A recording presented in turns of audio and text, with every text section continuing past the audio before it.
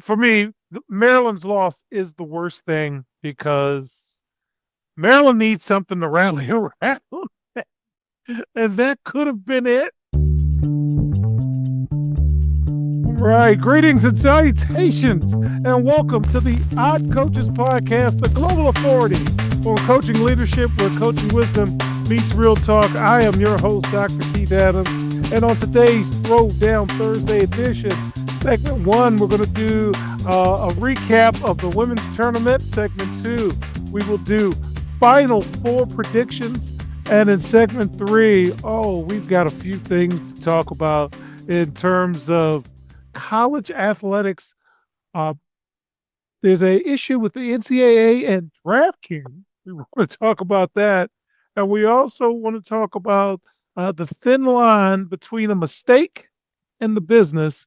And that goes to my rant yesterday on Alabama's coach.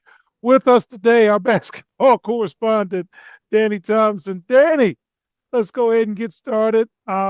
Region 1, Fort Worth. I hate this. So talk to me about the best thing you've seen in Region 1, Fort Worth. I mean, the team who we all picked to be the favorite, UConn. They are straight up running through everybody they're playing. It's been a show to watch them do what they're doing. AZ Fudd, Sarah Strong, probably not even probably, to me, probably the best 1-2 punch in the women's game right now. I don't think you could find a better combination than those two right now. I mean, Kiki Rice and Lauren Betts comes close, but just the way AZ Fudd shoots the ball and the way Sarah Strong can do a lot of everything, I don't see how anyone is going to top UConn right now. So to me, that's the best thing going in that bracket right now. And I want to concur on that. Greatness is something that we have to witness. And a couple of years ago on the show, I saw the tide changing, and I'm like, man, maybe this is, the time that UConn's not going to be UConn anymore. And I couldn't be more wrong. So the story I like to use, Danny, is Larry Bird. I'm talking about his last year playing. He's laying on the ground, back all busted up. They sub him in, game on the line. He said, I'm about to catch the ball right there. And we just going to go ahead and end this thing. And sure enough, he caught it, ended it. And I'm like, why am I spending my whole 80s hating this guy? Okay. So that's kind of how I'm feeling about UConn. They're the best thing going right now. And I'm just going to sit back and enjoy watching it. So what about the worst thing you've seen? And I hate saying Region 1 Fort Worth, but that's what it is. It's the worst thing, sir. I've been looking at the bracket. I've been, going up and down, trying to see what I can find. And I would say Maryland losing to Carolina. I mean, don't get me wrong, we're big supporters of Carolina. I thought I'd never say that, knowing my history with Carolina in the tournament. But I mean, they played a hell of a ball game against Maryland, and I thought Maryland was going to be able to continue on that hot streak they had coming into the tournament, and it just got derailed by Carolina. The only thing that kind of caught my eyes, everybody making a big deal out of Brenda Freeze and what she was saying to her star player on the sideline. Everybody was thinking like, oh, she's chewing her out, this, that, and the third. Like, no, she's peppering her up. So like that's the worst. The worst thing for me is probably that scenario. And now I think about it, because everybody's reading into it. They're thinking, like, oh man, she's chewing her out. No, y'all are reading too much into it. It's just way too much. The narrative needs to change. It's nothing like that. As a player who has had a coach, come to them, get in front of me, and yell, I've seen and heard what chastising from your coach looks like. That was not it. I could read her lips. She was almost like saying, I believe in you. You got this. Let's go out here and do this. Yeah. For me, Maryland's loss is the worst thing because Maryland needs something to rally around. And that could have been it. But this has just not been the best year for Maryland athletics. And they got to hit the reset button on a lot of stuff. So, go Terps. Okay. What's the most surprising thing you saw this week in Region Fort Worth 1, whatever? I mean, I still go by Region 1, 2, and 3, and 4. I know they don't do the East, West, Midwest, South. I get it. But I just go by Region 1. Right now, if I had to just be the most surprising thing, I mean, there was nothing surprising for me outside of this. I mean, yeah, I can say the Maryland losing to Carolina, but I mean, that doesn't really surprise me because Carolina was one of the better teams in the country throughout the season. So that doesn't surprise me. So nothing about this region surprises me none. There were blowouts galore as I expected. The mid majors stood absolutely no chance. So it was it pretty much I'm good with how this region is going right now. Well, again, fans, UNC is extra special to me. Shout out to Sydney, Thea, and Dagny. 3 of my virtual interns are at UNC. I was down in Greensboro, as you heard yesterday, just, rooting on the UNC women's gymnastics team. And UNC advancing a little bit in the tournament, kind of keep the heat off Hubert Davis for a day or two. I don't think that's going to help. But I am most surprised by all of the things happening down at UNC. And I say that because it's down there. So that was my most surprising thing. So let's move on to Region 2, Sacramento. What's the best thing you saw, sir? Best thing I saw of this was the game against Minnesota and Ole Miss this afternoon. That was a ball game. We were talking with Mike on the last episode, and he's the girl dad. I'm a girl dad myself. I had to try not to holler because I could pay the girl napping at the room next door. That's how great that game was. I was blown away by it. That's the basketball that I love seeing. It's competitive like that, and that was just amazing to see. That was the best thing out of this weekend, out of that region so far. All right, so fat and frogs for snakes, to quote the legendary John Thompson. Best thing I saw was Dawn Staley being uber polite to the Southern Jaguars. Came to root them on. They said, "Girl, you smell good." She bought them all the perfume that she had, and then the South Carolina Gamecocks just rolled them. But hey, the perfume was nice, and I hope you smell good on your way back to the bus, to the airport, or wherever you go. So that's the best thing. That was very classic. Reminded me of that episode of Harlem Nights, that movie when Sugar got everybody nice things as they left prison, first class. Well, Coach, I got to switch it up. I picked the wrong region of Sacramento. I'm thinking of another Sacramento region. We're going that far, man. Region 2. Yeah, the best thing out of that was Olivia Miles. Oh. Putting up a triple double in the first game, and she didn't do it primarily by scoring. She did it distributing the basketball and hitting the glass. It was exciting to watch, especially as a lead guard. So that was probably the best thing for me. And I know you probably gonna wonder what was the worst thing for me coming out of this region. Georgia losing to Virginia. I did not think Virginia was gonna win that game. I was stunned. Georgia looked like they were one of the better teams coming out of the SEC. I'm thinking the SEC was going to have a lot more teams go further along in the region, and Virginia went in there and made Georgia lay an egg. So that was the worst thing for me coming out of that part of the Sacramento region anyway. Yeah, the SEC didn't, show the depth that I was looking for them to show. So that was the worst thing for me as well. What's the most surprising thing for you? I would probably go with, I thought South Dakota State was going to do a lot better than what they did. We were so high on South Dakota going to season where we were wondering if they were going to get two teams, ironically enough, North Dakota State and South Dakota State. We got one. And I thought they were going to make that a much better game against Washington. And they just did not look good in that game. And I was kind of surprised by that. Yeah, the top heaviness It's just wow, man. It's not much they can do. Not much they can do. We were hoping for two teams from the summit, but yeah, that's just kind of how it is. So let's move to Region 3, Fort Worth. What's the best thing you saw Region 3, Fort Worth? I would probably go with I'd probably go with Texas.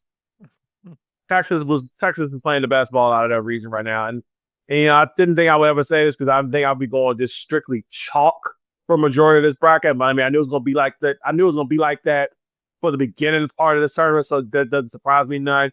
But I thought there was gonna be something else out of that region that was gonna catch my eye, but it just didn't. Texas just looked unbeatable in their games. And I don't see them looking anything outside of that as they get closer to the Final Four. Yeah, Texas and Michigan did their jobs. That's the best thing. Can't let hope in the building. Can't let you think you can play with us. And No, both Texas and Michigan did their job. So that was the best thing I saw. What was the worst thing you saw? you mentioned North Carolina. I'm going to Tennessee. I thought this was going to be a good way to get some of the pressure off of the Lady Volunteers. And it just looked like just another bad thing to just chop on the resume that they had to deal with for the season. I did not. I thought they were going to do so much better. Than I had, coach. I was with you. I had high hopes. I wanted them to take some of that pressure off of what's going on around the program, and it just didn't look. It just looked bad. Yeah, to paraphrase our favorite administrator, there's a lot of teams that don't want their season to end. Tennessee, everybody's ready to go home. And yes, they went home. So, yes, I am with you. Oh, Tennessee. I was flat wrong about that. And we're going to move quickly on to the most surprising thing because that Tennessee thing didn't work out for me. No. If I'm looking at my bracket still, so if I had to go with the most surprising thing, again, another team we were talking about, Rhode Island.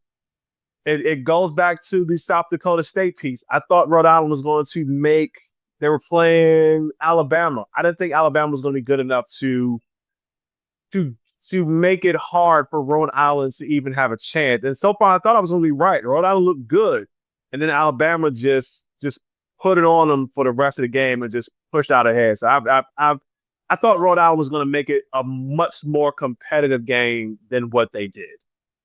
Yeah, I'm going to go to the power conferences. Oregon didn't put up a fight, and NC State, and I happened to be down at NC State when they played Louisville. That was during one of my trips to North Carolina. Again, I'm down there fairly frequently now. And I was at a local establishment at NC State in Raleigh. Shout out to my longtime friend, Dr. Sellers, who showed Keith Jr. and I around, and we watched a little bit of the game. And I'm like, okay. NC State's got good support, and yeah, Michigan said no, thank you, and got them out of there. So Yeah. yeah, that was surprising. Not that they won, but that they really won. And that was just not the best performance. So let's go to Sacramento Region 4. What's the best thing you saw, sir? I mentioned it a little earlier. I went out of order with the regions. It was like I said earlier, it was the Minnesota Mississippi game. That was just a fantastic basketball game. That was probably the best game of the entire weekend as far as the women's tournament goes. You weren't sure who was going to come out of the end, and it took, literally a last second shot and then almost hitting the last second shot with 0.8 seconds left. So it was a seesaw affair, and I thoroughly enjoyed that game.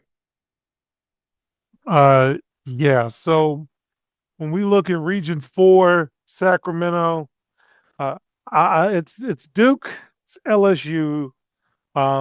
They played really well, and they're going to end up facing off against each other.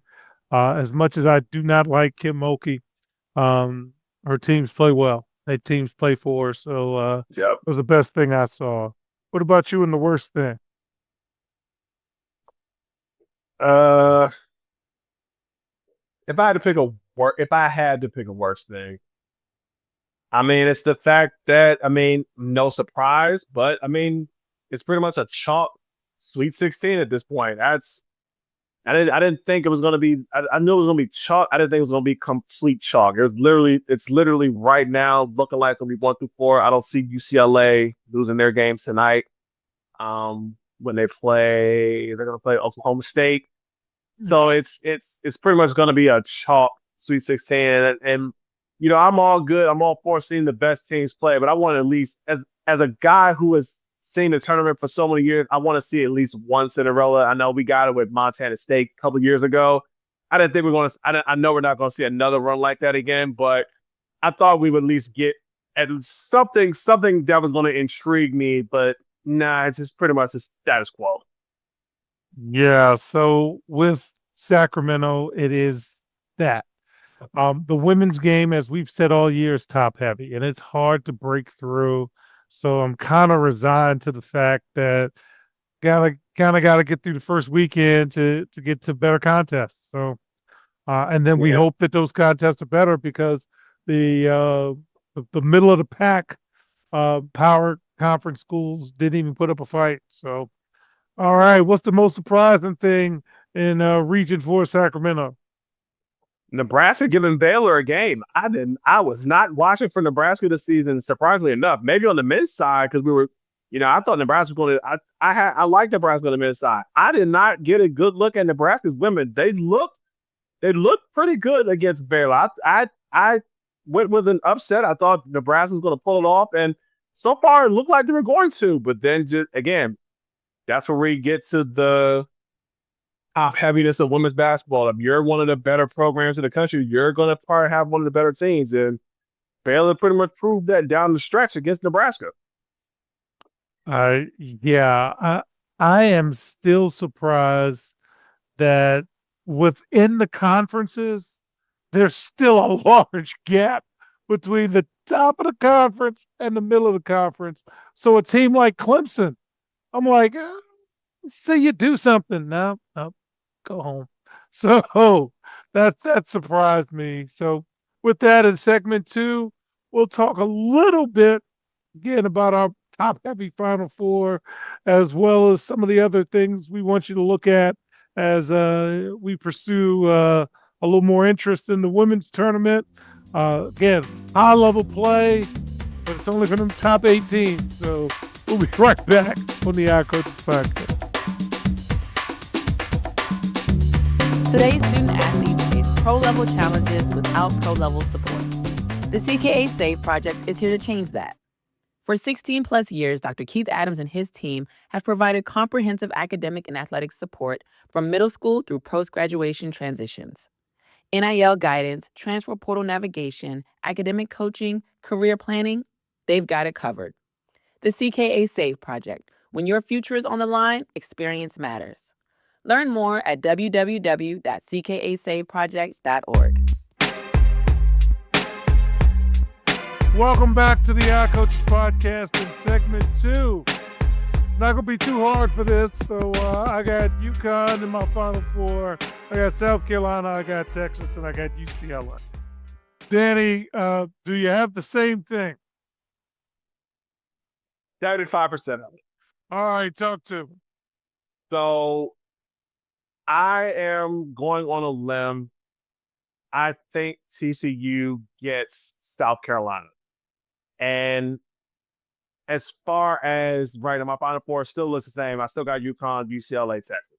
So we're chalk in that notion, but I just think TCU is going to give a game to South Carolina. I think TCU is going to knock them off. It's going to be close. If I had to give somebody for a team for the fans to really watch as this tournament goes on, really, really pay attention to. I mentioned her in the last segment, Olivia Miles.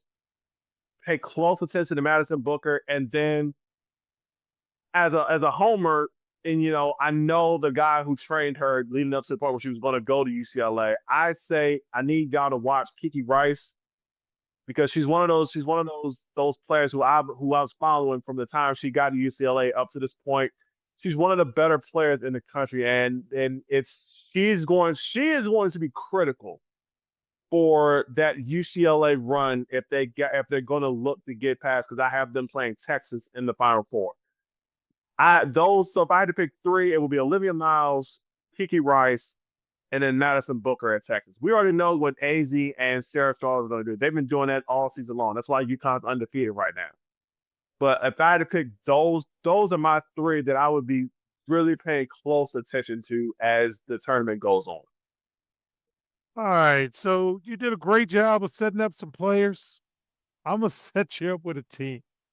I want you to look at Minnesota. If you want to root for somebody who is that second tier down, they've got a young lady named Maya Battle who really does a good job of keeping her teammates involved. And I'm rooting for the Golden Gophers. Shout out to our super producer, Kelly. So we're going to try to get Kelly to watch and see what's going on there. But that's kind of where I'm at with that. So with that, in segment 3, got to talk about Aden Holloway and Alabama and how they're dealing with that.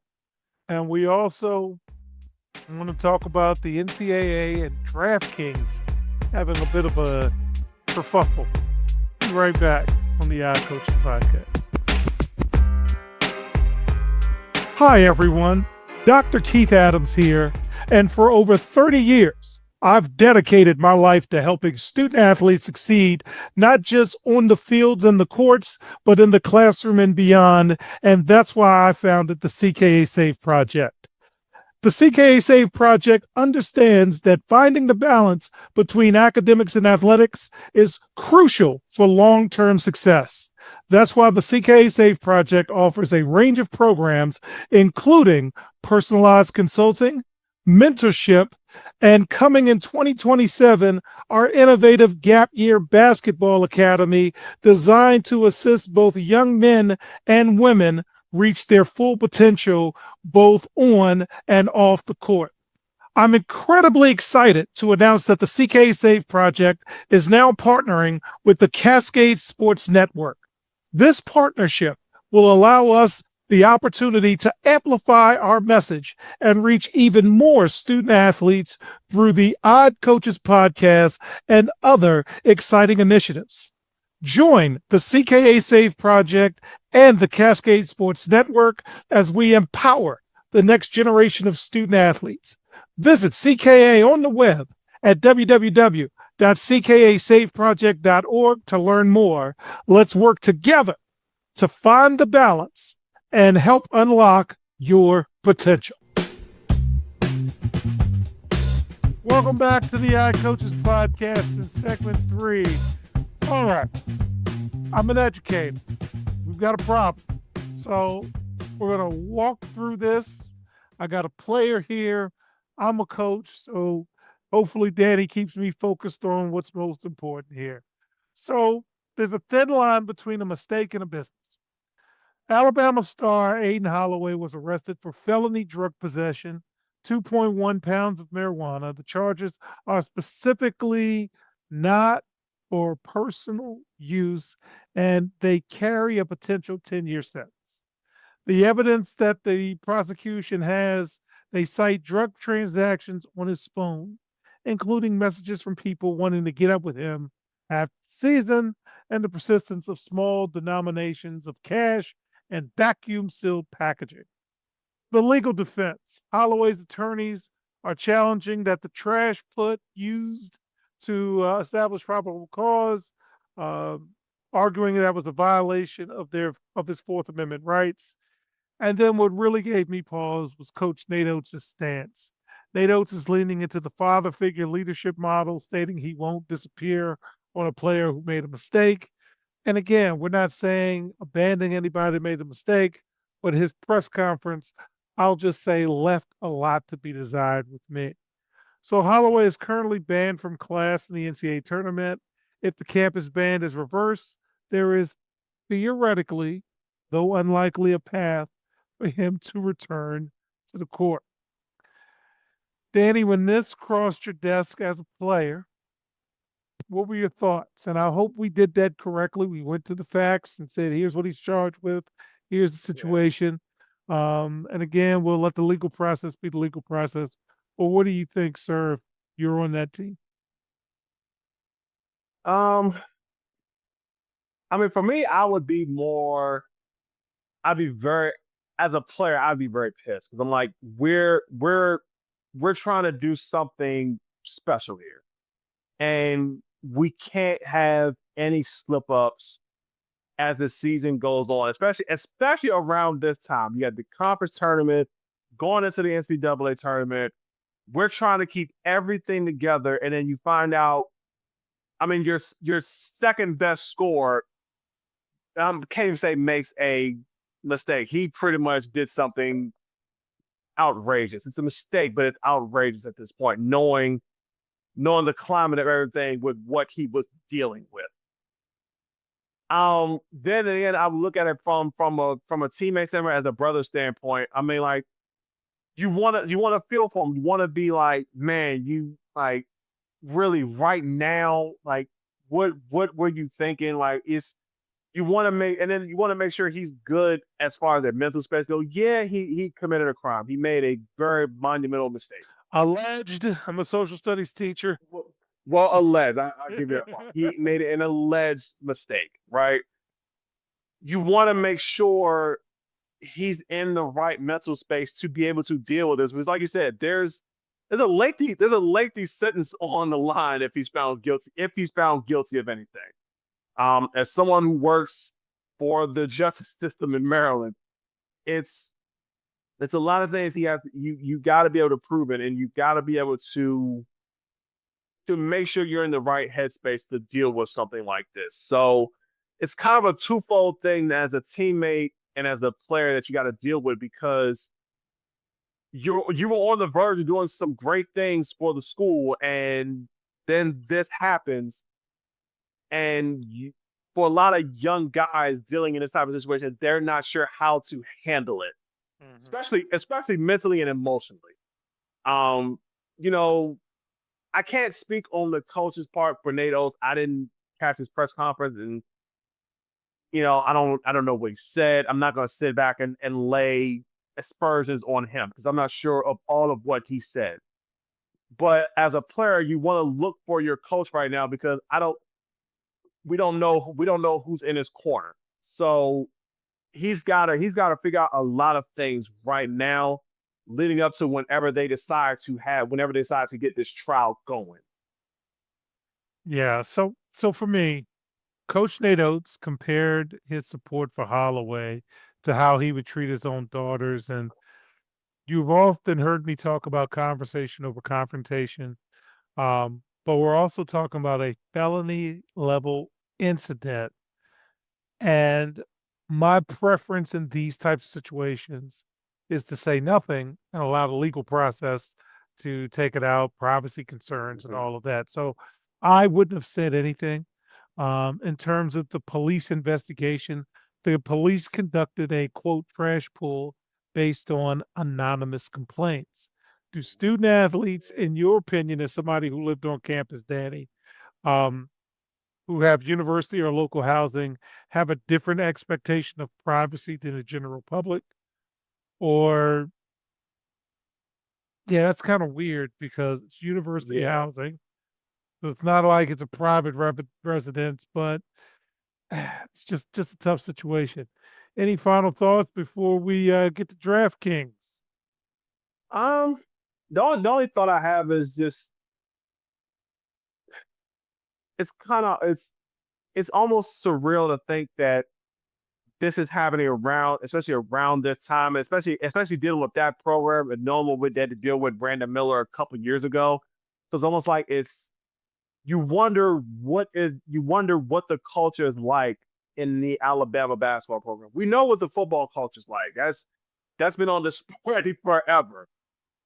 But this is the first time, at least in my lifetime, that I've been following college basketball and playing it. This is the first time where Alabama's basketball program has been under the microscope so much that we're talking about them, but we're talking about them for the wrong reasons. Like none of it has to deal with stuff on the court. Everything that we've mentioned Alabama about has been with stuff off the basketball court. And it's not like Alabama has had a bad basketball program.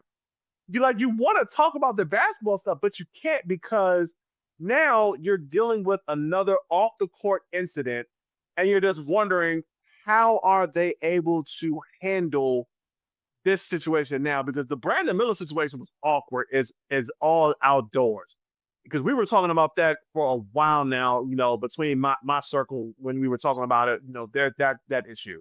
Now you add this on top of that, you wonder what is going on inside of the Alabama program at this point. Yeah. So to wrap up this week, I have snuck in the academic and athletic consultant for the CK Save project. So George, the NCAA is having a problem with DraftKings, and should they protect the brand or are they fighting the inevitable? So fans, the conflict is this. The NCAA is seeking an emergency restraining order in federal court, and this is the Southern District of Indiana, to stop DraftKings from using trademark terms like March Madness, Final Four, Sweet 16, and Elite Eight. So the argument that they're using is church versus state. The NCAA claims that associating their championships with sports betting violates the most deeply held traditional values.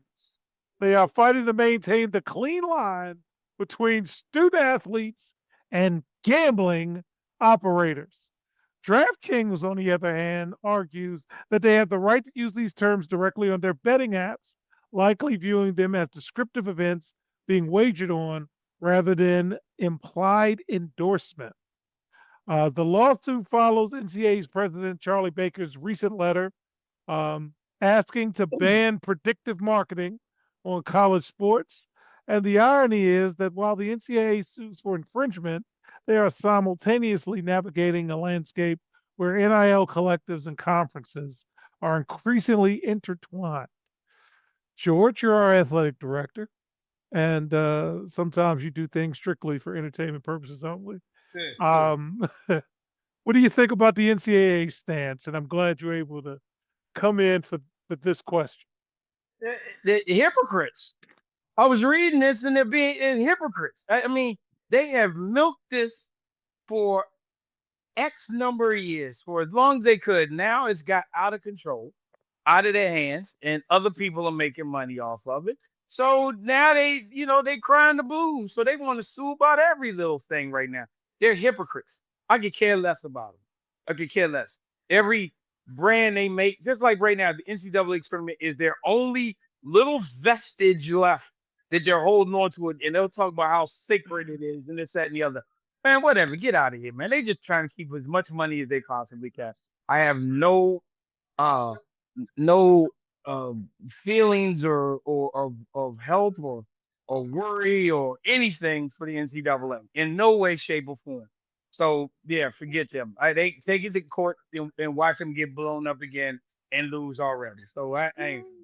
All right, Danny, as a student athlete, we're protecting you from yourself. Any thoughts for money?